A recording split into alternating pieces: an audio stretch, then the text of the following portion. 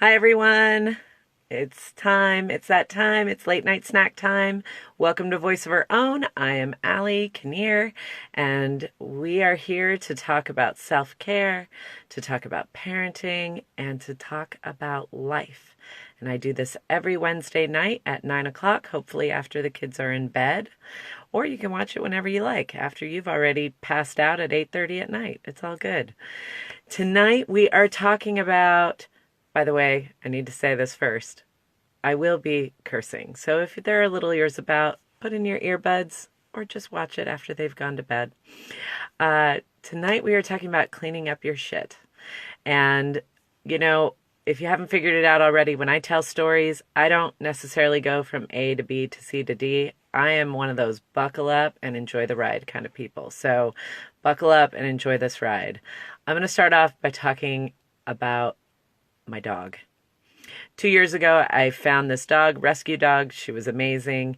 And when I was trying to convince my husband, let's get this dog, he said, I'm okay to get this dog, but I do not want to clean up her poop in our house. When we're out and about, I'll clean that up, but not in our house. And the thing is he does all the cooking. He does all the he does not do all the cleaning. He does all the cooking. He does all the shopping. He does a lot of laundry. So his plate is full of household tasks. And I knew cleaning up dog shit is not something he is necessarily going to want to do. So I said, I will do it. And he said, I will hold you to that. And he has. 2 years later, guess who's picking up the dog shit? It's me. Because the kids aren't going to do it. He's not going to do it. He's really great with boundaries. And so that's my job. And if I don't want to have a garden filled with dog shit, then I need to be the one to pick it up. And as I was thinking about that, that is the whole purpose of tonight. No one is going to clean up our shit for us. It is our job to clean up our own. And so I want to talk about what that looks like metaphorically, right? Because we all have shit in our yards. We just do. Some of us have more, some of us have less, some of it's old, some of it's not even ours. Some of us don't even have any boundaries or fences, and it seems like everyone that we know and love is coming over and taking a dump in our yard, right? And so what do? Sometimes we might yell at them and be resentful, like, why do you need to come and do your business in my yard? Can't you just do that in your yard? But here's the thing. We have to be the one to figure out what's ours, what's other people's, and to figure out how to get rid of it, right? And some of us choose not to pay attention to the shit in our yards. Some of us might choose to pretend it's not there. Or they may choose to say, well, my yard might have shit, but so does yours, and try to deflect. Some of us might try to hide from our shit, and we might try to bury it under working too much or drinking too much or doing anything too much just to numb us out. Because chances are, if your yard has a lot of shit in it, you're feeling it, your kids are feeling it, the people you love are feeling it, and they're probably walking around with their stuff too, right? So that's one way of dealing with it, is to kind of numb yourself out. Another way is to be kind of afraid of all of the shit. It can feel so overwhelming to have so much shit piled up. And you might find that you're living a smaller and smaller and smaller life, afraid to make the wrong move because some of that shit might come falling down on you, and you know how unpleasant that is. So that's another way of dealing with it. Or there's a third way, and that is to not stay stuck. That is to clean up the shit in our yards.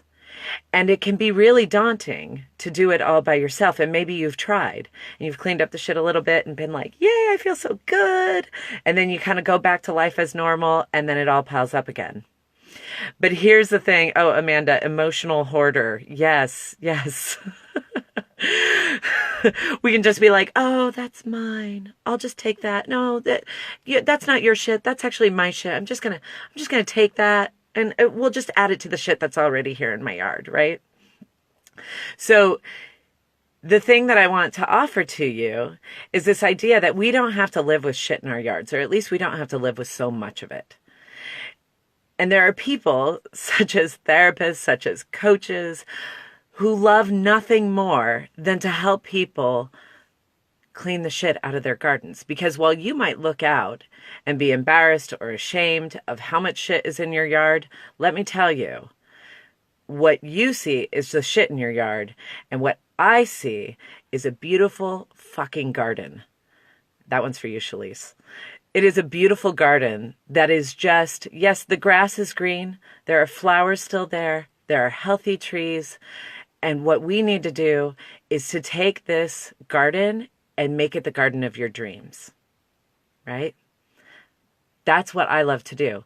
And I'm not afraid of that shit because I've been through that shit. I have cleaned up the shit in my yard. I study how to clean up the shit in our yards and transform them into beautiful gardens. That's the work that I love to do because I can go find your tool shed and be like, all right, here's some tools that you have. Here's some tools that I bring. Let's do this together. You know, and it's one of those things where you don't need to know how your garden is going to be cleaned of the shit. You don't even need to know where your tools are necessarily. You just have to be willing to do the work and to face it and to accept that help. So if you or someone you know has some metaphorical shit in their garden that you no longer want to live with, and you are ready to transform your garden into something beautiful and amazing, I am offering 15, folks, 15 free Catch My Breath consultations. I'm going to put a link down below so that you can sign up for that. That's where we get crystal clear about where you're at, where you want to be, like what's the shit in your garden, what kind of garden do you want to have, and then I offer you some recommendations. And then if it seems like a good fit, we can continue talking about working together so that it's not just picking up a little corner of your garden, but doing some bigger work, right? And if you're not ready for that, that's fine. If you're not ready for that, I want you to take this moment as an opportunity to dream. What kind of garden do you want to have? What would your life be like if there was less shit in your garden? What kind of life, what kind of garden do you want to imagine? Because even doing that is taking that step to looking out that window and not seeing a garden full of shit, but seeing a garden full of possibility. So if you resonate with this, let me know in the comments down below. If you feel like you know someone who could benefit from watching this, go ahead and share this link with them. I will see you every Wednesday night, hopefully. Hi, Nikki Boy in Australia. Hi, Kayla. Hi, Melissa. Hi, Amanda. Hi, Aussie. Oh, you made it, Aussie. Wow. Way to go. Oh, even my husband's on in the other room. Ha ha. That's funny. Okay. Anyway, love you guys. I hope you have a wonderful night of uninterrupted sleep tonight and always. And I look forward to seeing you next week. Take care. Bye-bye.